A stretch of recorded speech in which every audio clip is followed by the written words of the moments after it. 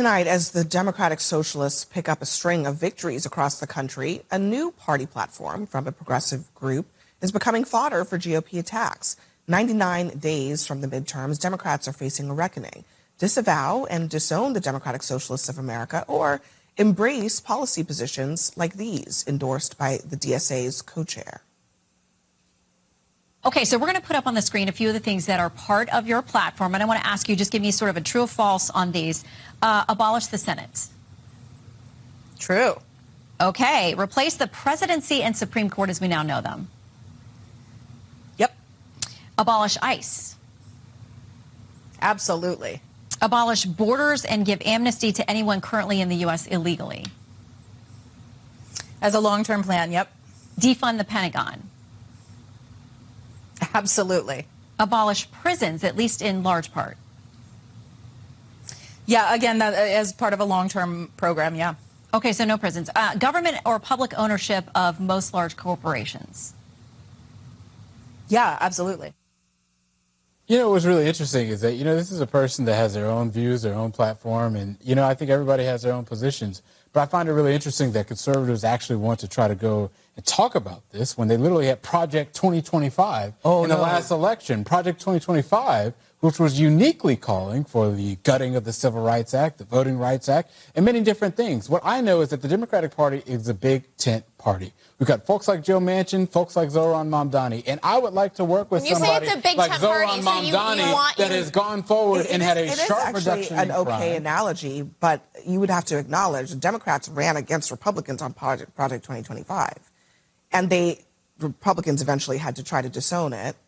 Some of them tried to do it and others didn't, but you're acknowledging it's going to be a problem. Yeah, I mean, look, I don't support those things, but the point is that we need to talk about the things that people in elected office are doing. Anybody can come up with their own platform or whatever, just like the Heritage Foundation had when it came to Project 2025. What we're talking about is the results of the people that have been elected to office. I don't mind working. And as a matter of fact, I would love to work with someone like Zohran, who's had record lows on crime. Zohran Mamdani, who spends the World Cup with Rikers inmates and is pushing to universal abolish child care for prisons. so many people. It's a real shame that black voters don't feel that way in the South. What the heck does race have to do with this? According to the Politico article citing black voters in the South who have made it clear that because Democrats are so focused on the DSA candidates, they have completely abandoned black voters running as Democrats. You know what black voters don't support? They don't support the gutting of the Civil Rights Act and the Voting Rights Act, part of Project 2025. I'm so sorry that Politico article happened to you. On the Heritage Foundation's website.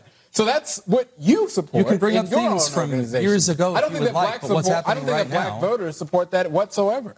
Not at all. I'm just reporting what it is that many black Democrats in Congress have made it very clear that they don't like it. After all, the chair of the Hispanic Caucus just lost his seat coming from an organization that you literally on the website of yourself. Again, I'm talking about the traditional groups of Democrats, which are. I have two people talking to me. You don't want to touch that one. Figure that out. I don't know what to do for you. Okay. You don't want to touch that one. You're going to explain why you brought up.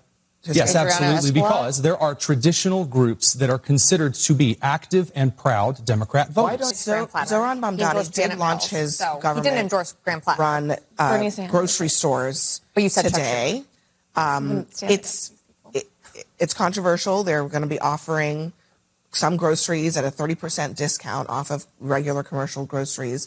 That probably will be popular with some New Yorkers, but it's not going to help Democrats beat the socialism allegations, maybe the communism allegations that Republicans are going to lodge against them. Well, I think personally, if you want to talk about communism, I think Trump going and acquiring large swaths of American businesses and stocks of that, I think that's actually a good example of communism if you want to talk. So to address the point that you actually talked about, if he can actually bring forward these particular promises to fruition, like Mr. Balance the Budget and then just push the pension billions of dollars off into 2032 and get the commission all upset. If he wants to come and make more promises that he can't deliver on, again, setting prices monthly as his plan is outlined here, he can try to do that. But again, I'm still waiting to see Mr. Free Buses, Mr. Rent Frees come through on these promises that I just don't think